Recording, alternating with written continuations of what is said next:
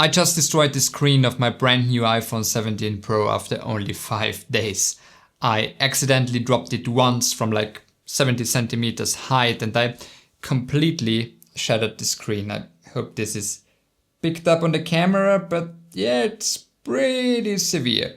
So let me show you exactly what happened. So how did this tragedy unfold? Well, I was getting out of my car and I had my phone here in the back pocket, which is never a good idea in the first place. And while driving, it must have slipped out just a tiny bit. So when I finally got out, it immediately fell.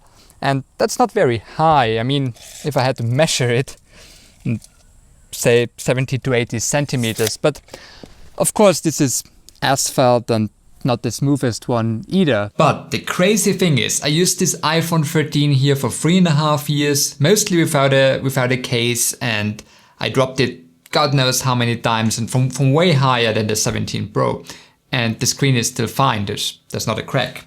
And also this SE here, this one I had for almost 5 years, also without a case, and dropped it hundreds of times and screen survived everything. So yeah, this got me thinking a bit. Especially as I was under the impression that the new iPhone is more rugged than ever with the whole talk about Ceramic Shield 2 and so on.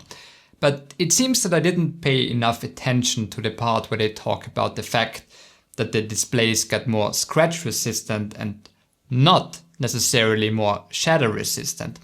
And after reading into it, here of course lies the problem. With display glass, you always have to make a trade-off between scratch resistant and structural integrity. Either you have glass that is very soft and flexible and doesn't shatter easily, but on the other hand scratches immediately, or you have hard glass that is very scratch resistant but is prone to shattering. And Apple seemingly over the last years went more and more in the direction of scratch resistance, something they achieved by hardening the glass more and more, but as a result it faces a higher risk to crack, as it is much stiffer and cannot absorb energy very well. So when there is an impact like I had, and we have this tempered glass, it has nowhere to go essentially, and it shatters, and in a pretty big way as we see here. But I guess Apple's and most phone brands' direction towards more scratch resistance does make sense, as most people use some sort of case that protects the phone from big impacts like this one. And then, protecting the phone against the keys in your pockets is probably the way to go. Speaking of cases, that's obviously what I should have done, and also the main point why I wanted to share this whole story with you. Put your phone in a case, please. And I know most of you are probably rolling your eyes right now and say, yeah, man, of course, why are you stupid enough to not have one? And you're right.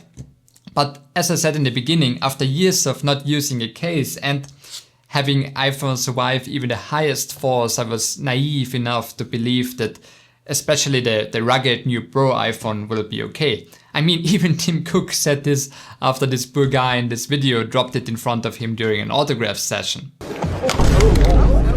It'll be okay. But yeah, use a case. And no, this is not sponsored by any case manufacturer. Okay, now in addition to a case, or instead of a case, maybe I could have also gotten Apple Care or insurance, of course.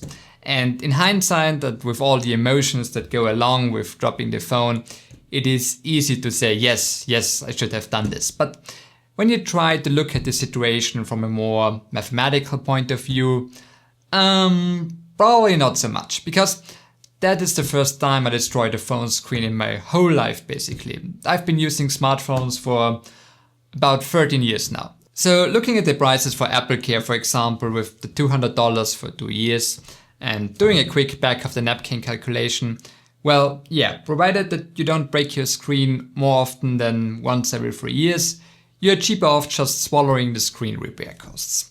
Now, if you want to see more detailed numbers and probabilities of breaking your screen, breaking your phone, this video up here is for you. I made a complex Monte Carlo simulation in order to answer the question whether phone insurance in general is a good deal or not. You should really watch it, and you'll find the link in the description below as well. Now, thankfully the main camera still worked just fine, and so before sending it to Apple for the $400 screen replacement, I was able to film the content for my next video. It will be an in-depth comparison of all the different iPhone video formats and various codecs in different shooting situations. So if you are interested in that, make sure to subscribe and hit the bell icon below to be notified once it comes out. Alright, that's it for today. Thanks for watching this rather unusual and unfortunate video. And yeah, have a great week. Cheers.